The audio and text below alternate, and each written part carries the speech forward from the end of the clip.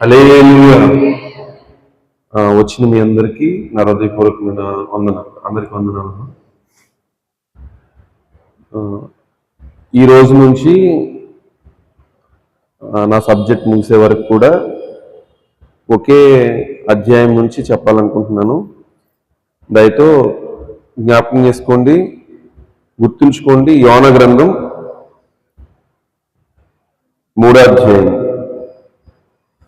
యోన గ్రంథం 3వ అధ్యాయం. యోన గ్రంథం 3వ అధ్యాయము 5 నుండి 9 వచనాలు. మనం చెప్పుకునే అంశం యోన గ్రంథం 3వ అధ్యాయము 5 నుండి 9 వచనాలు.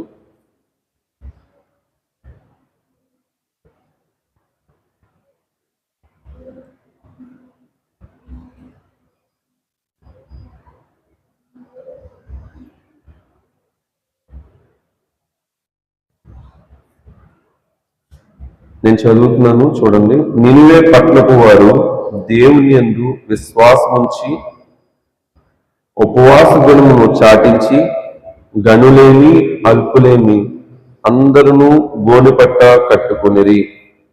చాలండి, ఇది మొదటి వచనం.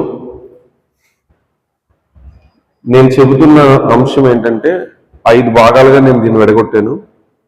ఈరోజు నేను చెబుతున్న మాట, నేను పెట్టుకున్న ఈ అంశానికి నేను పెట్టుకున్న పేరు సమస్య నుండి బయట పడవేసే ఉపవాసం. సమస్య నుండి బయట పడవేసే ఉపవాసం. మనలో చాలా మంది ఉపవాసాలు చేస్తాం. మన సమస్యను బట్టో లేదా మందిరంలో మనకు ప్రకటించిన దాన్ని బట్టో ఉపవాసాలు చేస్తూ ఉంటాం కదా. అయితే ఇక్కడ యోన ఏదైతే నినివే పట్టణానికి వచ్చి, ఇదిగో దేవుని ఉగ్రత ఈ పట్టణం మీదకి రాబోతుంది, ఈ పట్టణాన్ని అంతటినీ దేవుడు నాశనం చేయబోతున్నాడు, కాబట్టి మీరు మనసు మార్చుకొని దేవుని వైపు తిరిగితే దేవుడు మిమ్మల్ని కనికరిస్తాడు, మిమ్మల్ని క్షమిస్తాడు అని ఎప్పుడైతే యోన నినివే పట్టణం వారందరితో చెప్పాడో, అక్కడ జరిగిన సంభాషణ తర్వాత వారందరూ చేసిన పని ఏంటంటే, ఆ పట్టణంలో ఉన్న వారందరూ కూడా చాటింపు వేశారు. ఒక చాటింపు జరిగింది. చాటింపు జరిగిన తర్వాత ఇదిగో ఉన్నవారందరూ కూడా, ఈ పట్టణంలో ఉన్నవారందరూ కూడా ఉపవాసం ఉండాలి. అది గనులైనా అల్పులైనా, అంటే ధనవంతులు కానివారైనా, పేదవారైనా, మధ్యతరగతి వారైనా, ఎవరైనా కూడా ఉపవాసం ఉండాలి అని ఎప్పుడైతే ప్రకటన చేశారో, ఆ పట్టణం అంతా కూడా ఉపవాసం ఉండడానికి సిద్ధపడ్డారు. అయితే ఇక్కడ నేను రాసుకున్న మాట ఏంటంటే, మొదటి మాట 6వ వచనం చదవండి. 6వ వచనం. ఆ సంగతి నినివే రాజులకు వినబడినప్పుడు అతడును తన సింహాసనం మీద నుండి దిగి తన రాజవస్త్రములు తీసివేసి గోనెపట్ట కట్టుకుని బూడిదలో కూర్చుండెను. దేవునికి స్తోత్రం. మొదటగా ఇక్కడ నినివే పట్టణస్థులు చేసిన పని ఏంటో తెలుసా? దేవుని మాట విన్నారు. ఈ రోజు నేను చెబుతున్న మాట ఏంటంటే, దేవుని మాట ఎలా వినాలి? ఇదిగో నినివే పట్టణస్థులు చూడండి, ఒక ఆజ్ఞ జారీ చేయబడింది. ఏంటి? మీరు పేదవారు అవ్వచ్చు, గొప్పవారు అవ్వచ్చు, మీ దగ్గర ధనమున్నా ధనం లేకపోయినా దేవుని ఉగ్రత అందరి మీదకి రాబోతుంది. కాబట్టి మీరందరూ ఉపవాసం ఉండి దేవుని దయను కోరుకోవాలి అని చెప్పాడు. దేవుని ఉగ్రత నుంచి తప్పించుకోవాలంటే దేవుని దయను కోరుకోవాలని చెప్పాడు. ఎప్పుడైతే దేవుని దయను కోరుకోమన్నాడో అప్పుడు ఆటోమేటిక్గా అందరూ కూడా ఏం చేశారు తెలుసా? మొట్టమొదట దేవుని మాటను విన్నారు. అక్కడ చెప్పబడిన మాట విన్నారు. మాట వినుట శ్రేష్టము అని వాక్యం చెబుతుంది. ఎవరైతే నా మాట వింటారో వారు నా ప్రజలు అని దేవుని వాక్యం సెలవిస్తుంది. దేవుని మాటను మనం వినాలి తప్ప మనుషుల మాటను లక్ష్యం చేయకూడదు. మొన్నటి దినమున ఉపవాసం ఎలా ఉండాలి, అసలు దీని వెనకాల ఆంతర్యం ఏంటని చెప్పుకున్నాం. ఈరోజు నేను చెబుతున్న మాట, దేవుని మాట ఎలా వింటాం? 3 మాటల్లో చెప్పుకుందాం. నిర్గమాకాండం 23వ అధ్యాయం చదవగలిగితే అక్కడ ప్రజలందరూ కూడా, అక్కడ చెప్పబడిన మాట, అక్కడ వారందరూ కూడా ఏం చేశారు తెలుసా? దేవుని మాటను జాగ్రత్తగా విన్నారు. మొట్టమొదట దేవుని మాట ఎలా వినాలి? జాగ్రత్తగా వినాలి. దేవుని మాట ఎవరు విన్నా కూడా జాగ్రత్తగా వినాలి. ఎప్పుడైతే మనం దేవుని మాట జాగ్రత్తగా వింటామో దేవుడు చెప్పిన దానికి మనకు అర్థమవుతుంది. దేవుడు చెప్పింది అర్థం కాలేదనుకోండి, మనలో జాగ్రత్త ఉండదు. ఎప్పుడైనా కూడా జాగ్రత్తగా వినాలి. జాగ్రత్తగా వింటే ఎదుటివారు ఏం చెప్తున్నారో అర్థమవుతుంది. ఎదుటివారు ఏం చెప్తున్నారో అర్థం కాలేదనుకోండి, మనకి జాగ్రత్త ఉండదు. చేసే పని మీద జాగ్రత్త ఉండదు, మన యొక్క విధానంలో కూడా జాగ్రత్త ఉండదు. ఎప్పుడైనా ఒక వ్యక్తి జాగ్రత్త పరుడుగా ఉన్నాడు అని అంటే అతడు మాట వింటున్నాడు అని అర్థం. చూడండి, పిల్లలకి లంచ్ బాక్స్ ఇస్తారు ఉదయాన్నే. ఎప్పుడు ఇస్తారు? స్కూల్కి వెళ్లే ముందు ఇస్తారు. స్కూల్కి వెళ్లే ముందు ఇచ్చినప్పుడు మీరు ఏం చెప్తారు? జాగ్రత్త నాన్న, నువ్వే తిను, అన్నం ఏమాత్రం పాడేకు, మొత్తం తినే అని చెప్తారు. వాడు తినకుండా వచ్చాడనుకోండి, అరే నేను నీకు చెప్పాను కదా, మరీ చెప్పానా ఇదంతా తినమని, ఎందుకు తినలేదు అని అడుగుతావు. అంటే వాడు మాట విన్నాడా? మాట వినలేదు. అంటే వీడి దగ్గర ఏం లేదు? వినే ఆ యొక్క స్వభావం లేదు. రెండోది జాగ్రత్త లేదు వీడికి. ఎందుకని? ఆహారం వృధా అయిపోతుంది. దాంతో పాటు ఆహారం దేన్ని ఇచ్చుకుంటాం? డబ్బులు ఇచ్చుకుంటాం. అంటే డబ్బును వృధా చేసే తనం ఎవరిలో ఉంది? ఆ పిల్లవాడిలోనికి ఎంటర్ అవుతుంది. చూసారా, ఇక్కడ మొదట వాడు వినలేదు, రెండోదిగా వాడిలో జాగ్రత్త లేదు. ఒక వ్యక్తి మన మాట విన్నాడంటే వాడు ఆ పని పూర్తి చేస్తేనే వాడు విన్నాడు అని అర్థం. దేవుడు చెప్పింది మనం చేస్తేనే దేవుని మాట విన్నట్లు. దేవుడు చెప్పిన దాన్ని చేయకుండా మనం మరి ఏదైనా చేస్తున్నామంటే దేవుడి మాట మనం వినలేనట్టే లెక్క. జాగ్రత్త లేకుండా ఎవడైనా ఏదైనా పని చేస్తే ఆ వ్యక్తి శ్రద్ధ కలిగిన వాడు కాదు. నెహెమ్యా గ్రంథం చూడండి, 2వ మాట. నెహెమ్యా గ్రంథం 8వ అధ్యాయం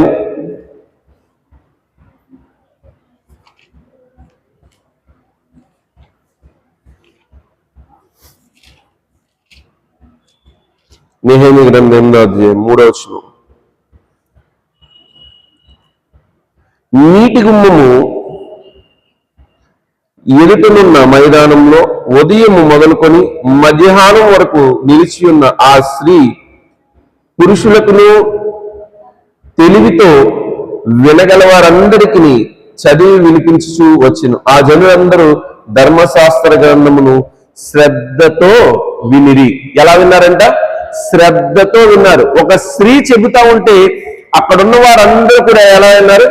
శ్రద్ధతో విన్నారు. 2వ మాట, శ్రద్ధతో వినాలి.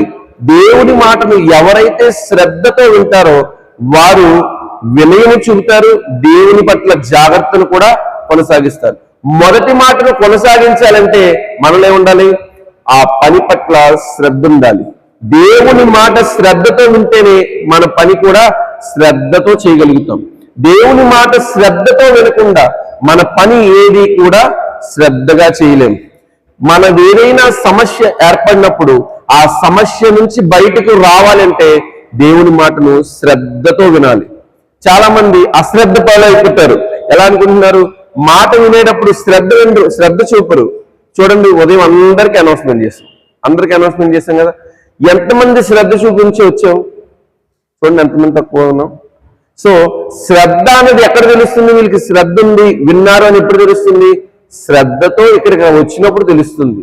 వారు జాగ్రత్తగా రావడం మాత్రమే కాదు, వినడం మాత్రమే కాదు, శ్రద్ధతో ఆ పని కూడా చేయాలి. రెండోది, దేవుని మాట వినాలి అని అంటే దేవుని మాట పట్ల శ్రద్ధ చూపించాలి. శ్రద్ధ లేకుండా ఎవరైనా ఒకవేళ ఏదైనా పని చేస్తే, శ్రద్ధ లేకుండా ఏదైనా ఒకవేళ పని చెయ్యాలి అనుకుంటే ఆ పని నిలకడగా జరగదు, శ్రద్ధగా జరగదు, ఆ పని నెరవేరదు. ఈ 3 విషయాలు జరుగుతాయి. శ్రద్ధ లేకుండా మనం ఏదైనా ఒకవేళ పని చేస్తే ఆ పని జరగదు. మన పని జరగాలంటే శ్రద్ధ కలిగి ఉండాలి. శ్రద్ధ కలిగి ఎప్పుడైతే ఉంటామో అప్పుడు ఆటోమేటిక్గా మన పనులన్నీ కూడా నెరవేరుతాయి. 3వ మాట, అపోస్తల కార్యాలు 1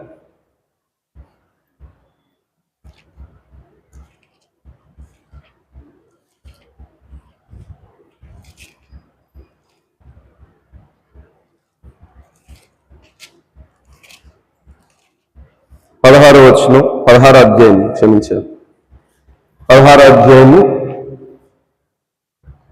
13 నుంచి 17. విశ్రాంతి దినమున గవిని దాటి నది తీరమున ప్రార్థన జరుగుననుకొని అక్కడికి వచ్చి కూర్చుండి కూడి వచ్చిన స్త్రీలతో మాట్లాడుచుంటిమి. అప్పుడు లూదియాయను దైవభక్తి గల ఒక స్త్రీ వినుచుండెను. ఆమె ఊదారంగు పొడిని అమ్ము తుయాతైర పట్నస్థురాలు. ప్రభువు ఆమె హృదయమును తెరిచెను గనుక పౌలు చెప్పిన మాటలు యందు లక్ష్యముంచెను. ఆమెయు ఆమె ఇంటి వారును బాప్తిసం పొందినప్పుడు ఆమె, నేను ప్రభువు నందు విశ్వాసము గలగానని మీరు ఎంచితే నా ఇంటికి వచ్చియుండుడని వేడుకొని మమ్మను బలవంతము చేశాను. మేము ప్రార్థనా స్థలములకు వెళ్ళుచుండగా దెయ్యని పట్టినదై సోదె చెప్పుల చేత తన యజమానులకు బహులాభము సంపాదించున్న ఒక చిన్నది మాకు ఎదురుగా వచ్చెను. ఆమె సౌలును మమ్మను వెంబడించి, ఈ మనుషులు సర్వోన్నతుడైన దేవుని దోషులు, వీరు మీకు రక్షణ మార్గము ప్రచురించి వారై ఉన్నారని కేకలు వేసెను. దేవునికి స్తోత్రం, హల్లెలూయా. ఇక్కడ లూదియా అనే ఒక ఆమెను చూడొచ్చు మనం. లూదియా మొదట ఏం చేసిందో తెలుసా? 13వ వచనంలో ఆమె దేవుని యొక్క మాట శ్రద్ధగా వింది. దేవుని మాట శ్రద్ధ కలిగి వింది. దేవుని మాట శ్రద్ధ కలిగి వింది. దేవుని మాటను శ్రద్ధ కలిగి వినడం మాత్రమే కాదు, దేవుని మాట విన్న ఆమె రక్షణ తీసుకుని తన ఇంటి వారికి కూడా రక్షణ తీసుకొచ్చింది. మూడో మాట, లక్ష్యం ఉంచాలి. ఏం చేయాలి?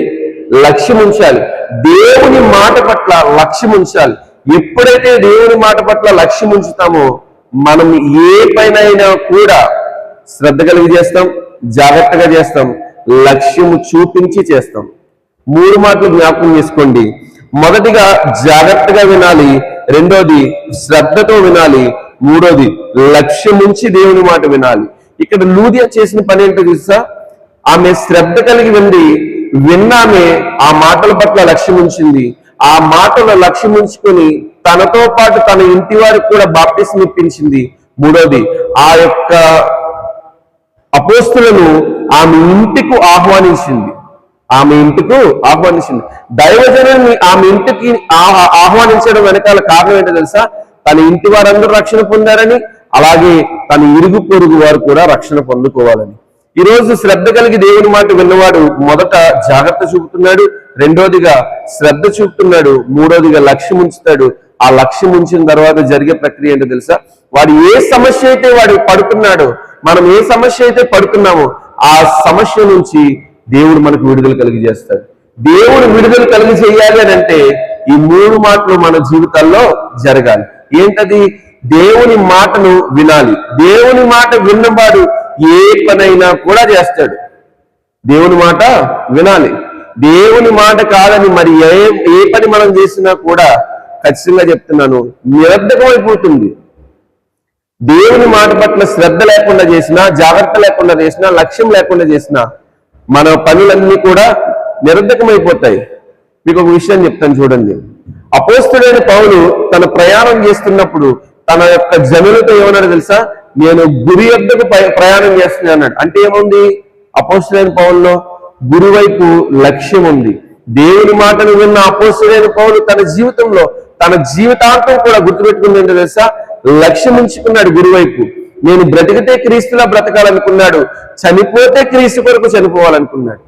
ఈరోజు మనం మన సమస్యల నుంచి బయటకు రావాలన్నా, మన యొక్క ఇబ్బందుల నుంచి బయటపడాలన్నా, లేదా ఉన్నతమైన స్థితికి వెళ్ళాలన్నా ఈ 3 ఖచ్చితంగా జరగాలి. ఏంటవి?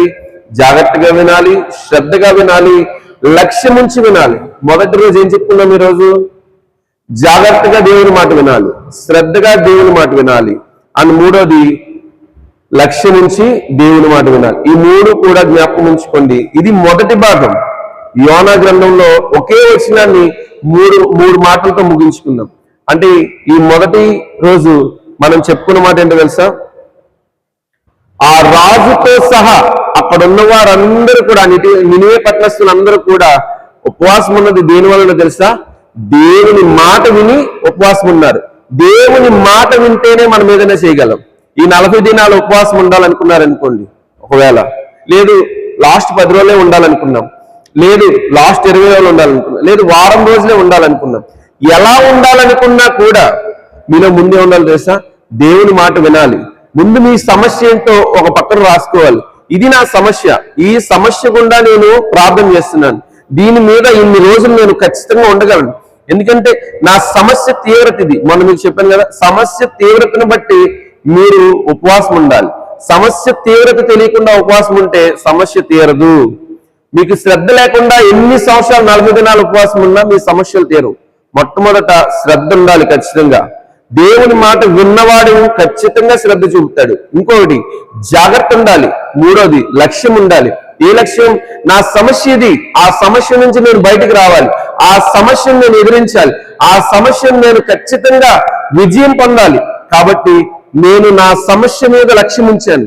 కాబట్టి ఇన్ని దినాలు ఉపవాసం ఉండాలనుకుంటున్నాను, అన్ని దినాలు కూడా ఖచ్చితంగా ఉపవాసం ఉంటాను. ఉపవాసం ఉండి నా సమస్య నుంచి నేను బయటపడతాననే విశ్వాసం కూడా ఉండాలి. విశ్వాసం లేకుండా మనం ఏ పని చేయలేం. విశ్వాసం లేకుండా మన పని జరగదు. విశ్వాసం లేకుండా మన పనిని మనం కొనసాగించలేము. దేవునికి స్తోత్రం. విశ్వాసం ఉంచాలి, దేవుని మాట మీద విశ్వాసం ఉంచాలి. ఈ 40 దినాలు ఉపవాసం ఉంటే సరిపోదు, మన పని మీద లక్ష్యం ఉండాలి, మన పని మీద విశ్వాసం కూడా ఉండాలి. దేవుడు చేయగలడు, నా పనిని దేవుడు చేయగలడు. అది ఎగ్జామ్స్ రాస్తున్న యవనస్తులు అవ్వచ్చు, అలాగే పెద్దవారు అవ్వచ్చు, ఇంకెవరైనా కావచ్చు. దేవుడు నా పని చేయగలడు అనే దృఢమైన నమ్మకం ఉండాలి. నమ్మకం ఎప్పుడైతే ఉంటుందో ఆటోమేటిక్గా నీ పని జరుగుతుంది. ఖచ్చితంగా చెప్తున్నాను, మీ సమస్య ఏదైనా కావచ్చు, అది రాసి పెట్టుకోండి, దాని మీదే లక్ష్యం ఉంచండి. దేవుడు ఇది చేస్తాడని నమ్మండి. అది చెరిగిన నాడు మీకు అర్థమైపోతుంది, నేను శ్రద్ధ కలిగి ఉన్నాను, లక్ష్యం ఉంచాను, కాబట్టే దేవుడి నా పని పూర్తి చేశాడు. విశ్వాసంతో పలుకుతున్నాను, దేవుడు ఏ కార్యమైనా విశ్వసించిన వారికి ఖచ్చితంగా జరిగిస్తాడు. దేవునికి స్తోత్రం. ప్రార్థన చేసుకుందాం. అందరూ మోకలేద్దాం, ప్రార్థన చేసుకుందాం.